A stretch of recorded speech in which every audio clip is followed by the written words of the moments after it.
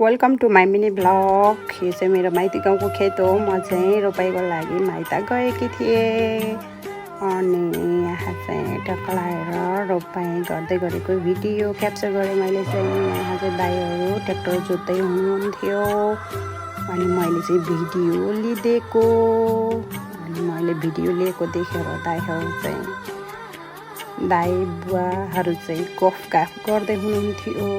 म चाहिँ घर जान पर्यो खाजा दिनको लागि अनि माथि आएर मैले चाहिँ पारी घरको भिडियो ट्याक्क लिएको थिएँ हल्का। अनि त्यस पछाडि घर आएर दाइहरूको लागि खाजा हालिदिएँ अनि खाजा दिएँ। दाइ ठुल्बाबे नाजु ठुल्यामाहरूलाई रोपाइसक्यो अनि अब यो रहेको छ भिडियो। यो चाहिँ भोलिपल्टको हो। बुवाले चाहिँ हामी घर आउने भनेर भाले काट्नु भएको थियो अनि मेरो बुढा र बा भएर चाहिँ भाले धम्माधम भुत्लाउन लाग्दै हुनुहुन्थ्यो। तपाईँहरूले देख्न सक्नुहुनेछ भाले भुत्लाइरहेको भिडियो। भालेको भुत्ला एउटा नि नराख्ने गरी मजाले ससुरो ज्वाइँ भएर भुत्लाउँदै थियो अनि म चाहिँ ट्याक्क लाएर यता चुलोमा हल्का खाना बसालेको थिएँ। यो चाहिँ के को लागि भन्दा खिरको लागि। अनि मेरो भदाभाइ चाहिँ यहाँ ड्र्यागन फ्रुट खाँदै रहेछ अनि मैले उसको चाहिँ भिडियो लिदिएँ। तपाईँहरूले देख्न सक्नुहुनेछ। अनि एक गिलास दुध हालेँ अनि बाबुलाई दिएँ। त्यस पछाडि यता बुवा चाहिँ मासु कुर्काउन तर्खरमा हुनुहुन्थ्यो अनि भात पाकिसकेपछि अनि मैले चाहिँ दुध हालेँ खिरको लागि।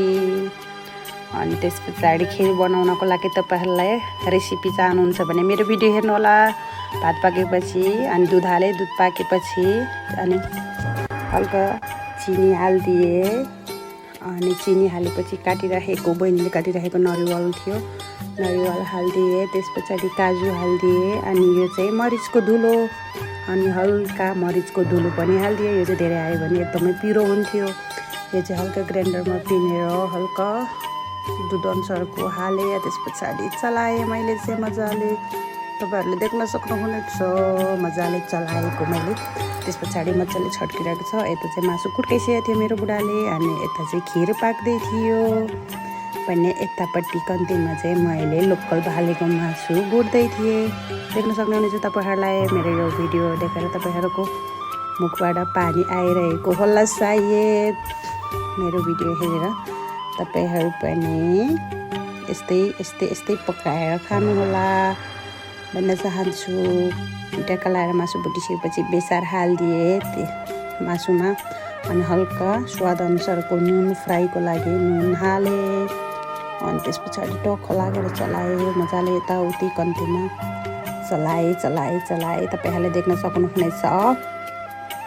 अनि म चाहिँ माइत गए पनि घरमा आए पनि विदेशै गएँ नि काठमाडौँ गएँ नि जहाँ गए पनि म चाहिँ जहिले नै भान्जी बस्नुपर्छ, जहिले नि मैले नै पकाउनुपर्छ। अनि यहाँ चाहिँ स्वाद अनुसारको मैले पिसेको मसला पनि हालिदिएँ अनि यहाँ चाहिँ गोलबेर प्याज हालिसकेको थियो अनि त्यस पछाडि यहाँ पाकिसकेको भिडियो यो चाहिँ देख्न सक्नुहुनेछ। अनि ट्याक्क लगाएर खिर र लोकल भालेको मासु अनि यो चाहिँ माइतबाट घर फर्किँदाखेरि लिएको माइती गाउँको भिडियो देख्न सक्नुहुनेछ तपाईँहरूले। मेरो भिडियो हेरेर लाइक कमेन्ट सेयर गर्न नबिर्सिनुहोला। Thank you for watching.